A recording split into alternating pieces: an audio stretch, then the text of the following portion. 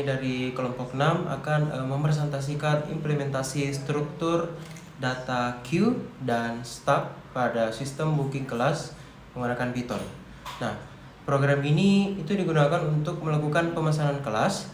Nah, apabila suatu kelas sudah di booking, maka pemesanan berikutnya akan masuk ke waiting list atau daftar tunggu.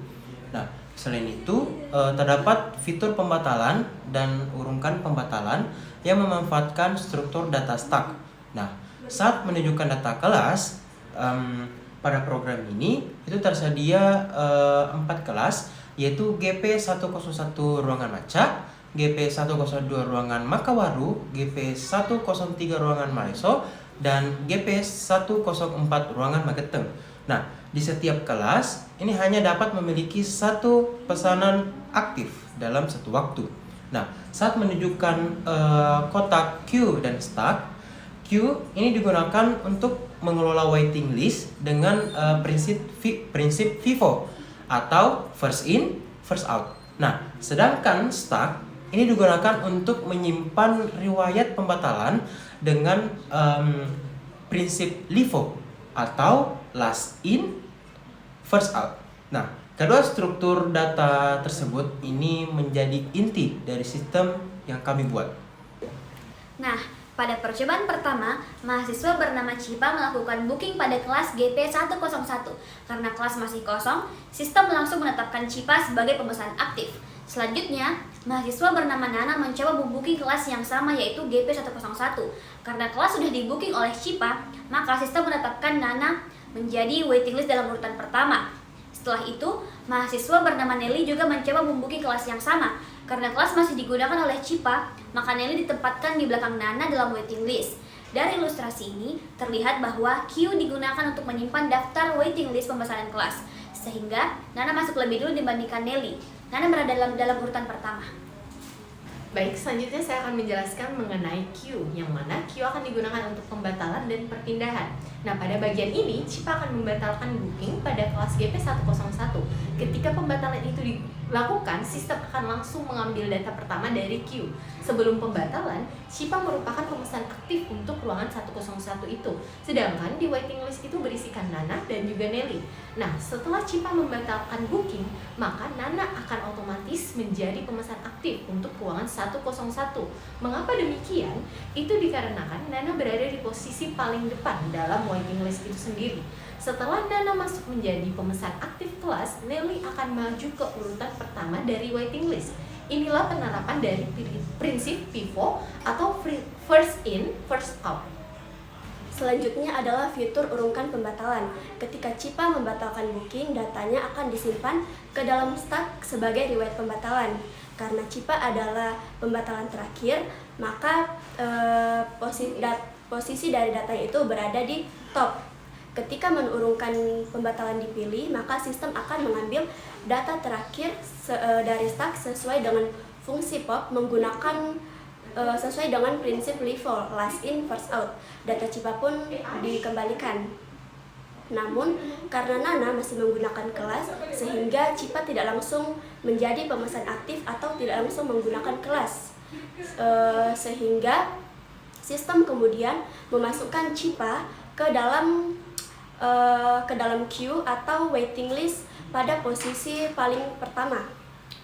Sehingga urutannya itu Cipa menjadi posisi paling depan, lalu pada posisi kedua itu diisi oleh Nelly. Sehingga dengan begitu Cipa pun akan mendapatkan prioritas ketika kelas tersebut telah tersedia. Baik, sekarang kita akan masuk ke dalam pembahasan materi, di mana akan menjelaskan mengenai beberapa poin, yaitu yang pertama binary search tree atau BST, di mana akan ada insertion, searching, deletion, dan juga transversal. Yang kedua yaitu AVL tree, yaitu ada left case dan right case. Yang ketiga ada heapy atau max heap. Saya akan menjelaskan mengenai binary search tree terkhusus pada bagian insertion dan searching. Binary search tree sendiri merupakan salah satu struktur data yang berbentuk pohon, digunakan untuk menyimpan dan mengelola seluruh data terstruktur. Nah, BST memiliki aturan utama, yaitu setiap node yang berada di sebelah kiri parents harus memiliki nilai yang lebih kecil. Sedangkan setiap node yang berada di sebelah kanan parents harus lebih besar. Sehingga aturan ini dimulai untuk membuat proses pencarian data menjadi lebih cepat dibandingkan proses dalam pencarian secara berurutan. Pada ilustrasi ini kami gunakan data yang akan dimasukkan ke dalam BST adalah 50, 30, 70, 20, 40, 60, 80, 10, 25, 35, 45, 55, 65, 75, dan 90. Nah, untuk insertion sendiri, pertama kita akan memasukkan angka 50 yang mana berada pada urutan pertama. Karena pohon masih kosong, maka angka 50 akan menjadi root atau akar pohonnya. Root merupakan node pertama yang menjadi pusat dari seluruh bagian percabangan BST. Selanjutnya kita akan memasukkan angka 30. Sistem akan membandingkan angka 30 dengan root yaitu 50. Karena 30 lebih kecil dari 50, maka node tersebut ditempatkan di sebelah kiri root. Berikutnya kita akan memasukkan angka 70. Karena 70 lebih besar dari 50, maka ditempatkan di sebelah kanan rootnya. Setelah itu kita akan memasukkan angka 20. Angka 20 dibandingkan dengan 50 dan karena lebih kecil maka bergerak ke kiri menuju node 30. Kemudian dibandingkan lagi dengan 30 karena masih lebih kecil maka ditempatkan di sebelah kiri 30. Selanjutnya dimasukkan angka 40. Angka 40 dibandingkan dengan 50 dan karena masih lebih kecil ia bergerak ke node 30. Setelah dibandingkan dengan 30 ternyata 40 lebih besar sehingga ditempatkan di sebelah kanan node 30. Berikutnya dimasukkan angka 60. Angka 60 ini dibandingkan dengan 50 sebagai root dan karena lebih besar maka ia bergerak ke node 70. Setelah dibandingkan dengan 70 ternyata 60 lebih kecil sehingga ditempatkan di sebelah kiri 70. Kemudian dimasukkan angka 80. Angka 80 lebih besar dari 50 dan juga lebih besar dari 70 sehingga ditempatkan di sebelah kanan node 70. Selanjutnya kita masuk ke dalam angka 10. Angka 10 ini dibandingkan dengan 50, kemudian 30, lalu 20. Karena nilainya lebih kecil dari ketiga node tersebut, maka angka 10 ditempatkan di sebelah kiri node 20. Berikutnya dimasukkan angka 25. Angka 25 ini akan dibandingkan dengan 50, kemudian 30, lalu 20. Karena 25 lebih besar dari 20, maka angka tersebut akan ditempatkan di sebelah kanan node 20. Selanjutnya dimasukkan angka 35. Angka 35 dibandingkan dengan 50, kemudian 30. Karena lebih besar dari 30, maka akan bergerak ke node 40. Karena 35 sendiri lebih kecil dari 40, maka ditempatkan di sebelah kiri node 40 seperti berikut. Berikutnya dimasukkan angka 45. Angka 45 dibandingkan dengan 50, lalu 30, dan juga 40. Karena lebih besar dari 40, maka ditempatkan di sebelah kanan node 40. Selanjutnya dimasukkan angka 55. Angka 55 dibandingkan dengan 50, kemudian bergerak ke 70. Karena lebih kecil dari 70, ia bergerak ke bagian 60. Karena lebih kecil dari 60, maka ditempatkan di sebelah kiri node 60. Kemudian dimasukkan angka 65. Angka 65 dibandingkan dengan 50, kemudian 70, lalu 60. Karena lebih besar dari 60, maka ditempatkan di sebelah kanan node 60. Selanjutnya dimasukkan angka 75. Angka 75 dibandingkan dengan 50, kemudian 70, lalu 80. Karena lebih kecil dari 80, maka ditempatkan di sebelah kiri node 80. Terakhir, dimasukkan angka 90. Angka 90 dibandingkan dengan 50, kemudian 70, lalu 80. Karena lebih besar dari 80, maka ditempatkan di sebelah kanan node 80. Setelah seluruh data berhasil dimasukkan, terbentuklah binary search tree yang merupakan struktur yang terstruktur dan terorganisir dengan baik seperti yang terlihat pada ilustrasi berikut. Dari contoh tersebut dapat kita lihat bahwa BST selalu mencari posisi yang tepat dengan cara membandingkan nilai dengan secara bertahap sehingga menemukan tempat yang sesuai. Oke, selanjutnya saya akan menjelaskan mengenai operasi searching atau pencarian data. Pada contoh ini saya akan mencari data 65. Proses pencarian dimulai dari root yaitu 50. Karena nilainya yang dicari lebih besar dari 50, maka pencarian kita tidak perlu diperiksa seluruh bagian kiri pohon, langsung bergerak ke sebelah kanan node 70. Setelah sampai pada node 70, angka 65 dibandingkan dengan 70. Karena 65 lebih kecil dari 70, maka pencarian bergerak ke sebelah kiri node menuju 60. Kemudian angka 65 dibandingkan dengan 60. Karena 65 lebih besar dari 60, maka pencarian bergerak ke kanan menuju node 65. Pada titik inilah data berhasil ditemukan. Jalur pencarian dilalui yaitu 50 menuju 70, kemudian ke 60 dan terakhir sampai ke data yang dicari yaitu 65. Dari proses tersebut dapat disimpulkan bahwa BST mampu mempercepat pencarian karena tidak perlu memeriksa seluruh node yang ada pada pohon. Dengan memanfaatkan aturan kiri lebih kecil dan kanan lebih besar, BST dapat langsung mengarahkan pencarian menuju lokasi yang paling mungkin berisi data yang dicari. Oleh karena itu, BST banyak digunakan pada sistem yang membutuhkan proses pencarian data secara cepat dan efisien. Demikian penjelasan saya mengenai insertion dan searching pada binary search tree. Saya akan melanjutkan pembahasan mengenai binary search tree atau BST, yaitu operasi deletion dan traversal. Setelah data berhasil dimasukkan ke dalam BST, terkadang terdapat kondisi di mana suatu data perlu dihapus. Proses penghapusan data pada BST disebut dengan deletion. Deletion tidak selalu dilakukan dengan cara yang sama, karena setiap node memiliki kondisi yang berbeda. Dalam BST, terdapat 3 kondisi penghapusan node. Kondisi pertama adalah node yang tidak memiliki anak atau leaf node. Kondisi kedua adalah node yang memiliki 1 anak. Kondisi ketiga adalah node yang memiliki 2 anak. Pada ilustrasi yang ditampilkan, node yang akan dihapus adalah node 20.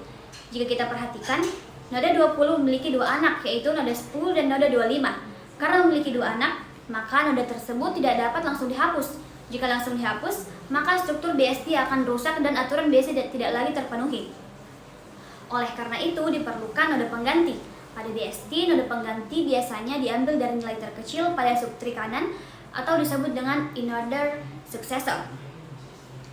Pada contoh ini, node penggantinya adalah 25. Langkah pertama adalah mengganti nilai node 20 dengan nilai 25. Setelah itu, node 25 yang berada pada posisi awal dihapus.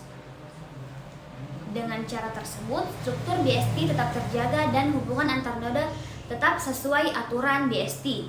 Setelah proses deletion selesai, kita dapat melihat bahwa pohon masih tersusun dengan baik dan semua node di sebelah kiri tetap lebih kecil dari parent. Sedangkan node di sebelah kanan tetap lebih besar dari parent. Selanjutnya, saya akan menjelaskan mengenai traversal. Traversal merupakan proses mengunjungi seluruh node dalam sebuah pohon dengan urutan tertentu. Traversal sangat penting karena digunakan untuk membaca, menampilkan, atau mengolah seluruh data yang terdapat dalam BST. Traversal pertama adalah in-order traversal. Pada in-order traversal, urutannya adalah dari kiri, root, kemudian kanan. Berdasarkan contoh tree, maka bentuk in-ordernya adalah 10, 25, 30, 35, 40, 45, 60, 65, 70, 75, 80, dan 90. Traversal kedua adalah pre-order traversal. Pada metode ini urutannya adalah root, kiri kemudian kanan. Berdasarkan contoh tree, maka bentuk pre-ordernya adalah 50, 30, 25, 10, 40, 35, 45, 70, 60, 55, 65, 80, 75, dan 90. Traversal ketiga adalah post order traversal. Pada metode ini urutannya adalah kiri, kanan, kemudian root. Berdasarkan contoh tree, maka bentuk post ordernya adalah 10, 25, 35, 45, 40, 30, 55, 65, 75, 90, 80, 70, dan 50. Dengan adanya traversal, seluruh data yang tersimpan dalam BST dapat diakses sesuai kebutuhan pengguna. Demikian penjelasan saya mengenai deletion dan traversal pada BST. Baik, di sini saya akan menjelaskan mengenai AVL tree. AVL tree merupakan pengembangan dari binary search tree yang dirancang untuk menjaga keseimbangan tinggi pohon secara otomatis. Keseimbangan ini sangat penting karena jika sebuah pohon terlalu tinggi pada satu sisi, maka proses pencarian akan menjadi lebih lambat. Tujuan utama dari AVL tree adalah memastikan bahwa selisih tinggi antara subtree kiri dan subtree kanan tidak terlalu besar. Untuk menjaga keseimbangan tersebut, AVL tree menggunakan proses yang disebut rotasi. Pada AVL tree terdapat 4 jenis rotasi, yaitu left-left, right-right, left right, dan juga right left. Namun, pada tugas ini kami hanya menjadikannya 2 jenis rotasi, yaitu left left case dan juga right right case. Pertama adalah left left case. Pada ilustrasi terlihat bahwa data yang dimasukkan adalah 50, kemudian 40, lalu 30. Angka 50 menjadi root. Dan setelah itu angka 40 ditempatkan di sebelah kiri karena lebih kecil dari 50. Selanjutnya, angka 30 juga lebih kecil dari 50 dan 40 sehingga ditempatkan di sebelah kiri node 40. Akibatnya seluruh node baru pada sisi kiri pohon. Kondisi ini menyebabkan subtree kiri menjadi lebih tinggi dibandingkan subtree kanan. Keadaan tersebut disebut left-left case. Jika kondisi ini dibiarkan, performa AVL3 akan menurun karena pohon tidak lagi seimbang. Oleh karena itu, dilakukan right rotation atau rotasi ke kanan. Setelah rotasi dilakukan, node 40 naik menjadi root baru. Node 30 berada di sebelah kiri dan node 50 di sebelah kanan. Dengan demikian, tinggi subtree kiri dan kanan kembali seimbang. Lalu selanjutnya adalah right right case atau RR case. Nah, pada ilustrasi yang terlihat bahwa data yang dimasukkan adalah 30, kemudian 40, lalu 50. Nah, angka 30 menjadi root. Angka 40 ditempatkan di sebelah kanan karena lebih besar dari 30. Kemudian angka 50 juga lebih besar dari 30 dan 40 sehingga ditempatkan di sebelah kanan node 40. Akibatnya pohon menjadi terlalu berat ke kanan. Kondisi ini disebut dengan right right case atau RR case. Nah, untuk mengatasi kondisi tersebut dilakukanlah left rotation atau rotasi ke kiri. Setelah rotasi dilakukan, node 40 menjadi root baru, node 30 berada di sebelah kiri, dan node 50 berada di sebelah kanan. Struktur pohon kembali menjadi seimbang dan memenuhi aturan dari AVL3. Dari kedua contoh tersebut dapat disimpulkan bahwa AVL3 menjaga performa pencarian dengan cara mengorbankan keseimbangan pohon menggunakan rotasi. Dengan demikian, proses pencarian, penyisipan, dan penghapusan data tetap berjalan secara efisien. Meskipun jumlah data terus bertambah, nah selanjutnya ini akan dijelaskan mengenai binary heap dan juga HPV. Selanjutnya saya akan menjelaskan binary heap dan proses HPV. Heap merupakan struktur data berbentuk complete binary tree atau pohon biner lengkap. Dan untuk max heap memiliki aturan bahwa setiap parent itu harus memiliki nilai yang lebih besar atau sama dengan nilai child yang berada di bawahnya. Nah, sesuai ilustrasi data awal dalam bentuk array yaitu 15, 8, 25, 3, 12, 20, 30, 1, dan 5. Nah, data tersebut kemudian direpresentasikan ke dalam bentuk pohon biner. Namun, jika diperhatikan, struktur awal tersebut ini belum memenuhi aturan max heap. Nah, sebagai contoh, root bernilai 15 masih lebih kecil dibandingkan node 25 dan node 30 yang berada di bawahnya. Oleh karena itu, diperlukan proses HPV. Nah, HPV ini merupakan proses untuk memperbaiki susunan node agar memenuhi proses aturan heap. Nah, langkah pertama adalah membandingkan parent dengan child yang dimilikinya. Nah, jika ditemukan child yang memiliki nilai lebih besar daripada parent, maka dilakukan pertukaran posisi. Nah, pada ilustrasi nilai 15 dibandingkan dengan nilai 8 dan 25, karena 25 lebih besar, maka dilakukan pertukaran. Nah, setelah itu proses yang sama ini dilakukan pada node-node lainnya. Nah, setiap parent akan terus dibandingkan dengan child sampai tidak ada lagi child yang nilainya lebih besar. Nah, proses ini dilakukan berulang kali hingga seluruh struktur ini memenuhi aturan max heap. Nah, setelah HPV selesai, nilai terbesar akan berada pada root pohon. Nah, pada ilustrasi hasil akhir terlihat bahwa root bernilai 30 yang merupakan nilai terbesar dari seluruh data. Nah, inilah ciri utama dari max heap tersebut. Keuntungan dari max heap adalah proses pencarian nilai terbesar menjadi sangat cepat karena nilai terbesar ini selalu berada pada root. Nah, struktur ini banyak digunakan pada dalam sistem penjadwalan, priority queue, serta algoritma pengurutan seperti heat sort. Nah, berdasarkan seluruh pembahasan yang telah kami sampaikan, dapat disimpulkan bahwa binary search tree ini digunakan untuk menyimpan data secara terurut dan mempermudah pencarian. Nah, field tree ini merupakan pengembangan BST yang menjaga keseimbangan pohon menggunakan rotasi. Nah, sedangkan binary heap ini menggunakan proses HPV untuk mempertahankan aturan heap sehingga data prioritas ini dapat diakses dengan cepat. Baik, demikian presentasi dari kelompok kami.